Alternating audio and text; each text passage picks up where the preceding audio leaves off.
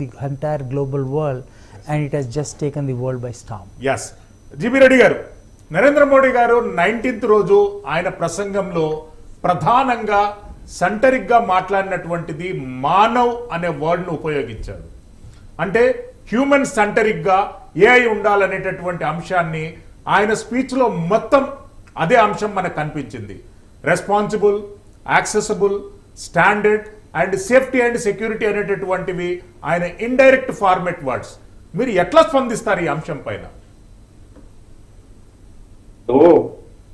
ఒక చిన్న ఉదాహరణ చెప్తానండి. మొదట్లో ఈ మనం పర్యావరణ శాస్త్ర పరిరక్షణ విషయంలో రెండు కాన్సెప్ట్లను ఉపయోగిస్తూ ఉంటాం.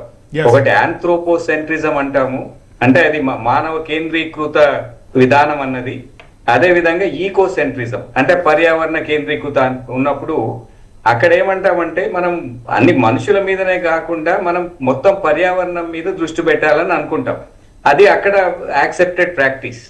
కానీ ఇప్పుడు మనం ఏం చేస్తున్నాం, intersection of technology and humanity రెండు ఉన్నాయి. హ్యూమన్ బీయింగ్స్ నెసెసిటీస్ కావచ్చు, వాళ్ళ ప్రోగ్రెస్ ఒకవైపు ఉంటే ఇంకోవైపు టెక్నాలజీని మనము ఇగ్నోర్ చేయడానికి వీల్లేదు.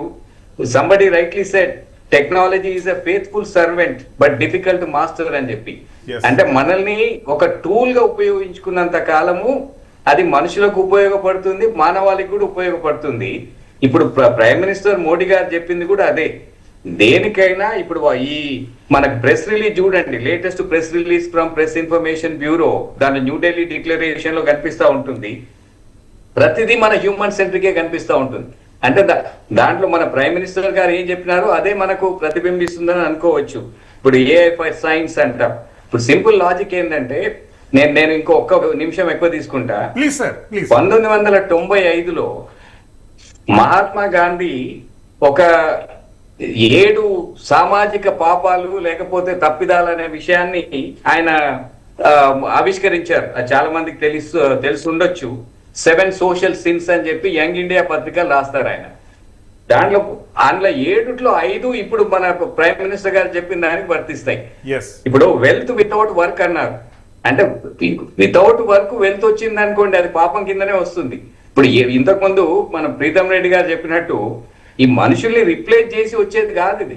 ఇప్పుడు మన లీగల్ ప్రొఫెషన్ లో ఒక కాన్సెప్ట్ ఉంది, will AI replace lawyers or legal professional అంటే ఆన్సర్ ఏంటంటే సర్టెన్లీ నాట్.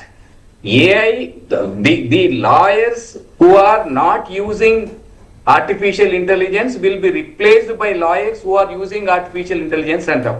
సో ఇక్కడ అప్గ్రేడ్ చేసుకోవడానికి ఉంటుంది. కానీ ఏదైనా ఇప్పుడు వెల్త్ వితౌట్ వర్క్ కానీ, ప్లెజర్ వితౌట్ కాన్షియన్స్ కానీ, నాలెడ్జ్ వితౌట్ క్యారెక్టర్ కానీ, కామర్స్ వితౌట్ మొరాలిటీ కానీ, అదేవిధంగా సైన్స్ వితౌట్ హ్యుమానిటీ కానీ, ఏదైనా ఆ హ్యూమన్ యాంగిల్ లేనంత కాలము మనం టెక్నాలజీ ఎవరి కోసం అనేది వస్తుంది. కాబట్టి మన జీవన విధానాన్ని ఎక్కువ మనం ఇంప్రూవ్ చేసుకోవడానికి, క్వాలిటీ ఇంప్రూవ్ చేసుకోవడానికి టెక్నాలజీ ఉపయోగిస్తున్నాం.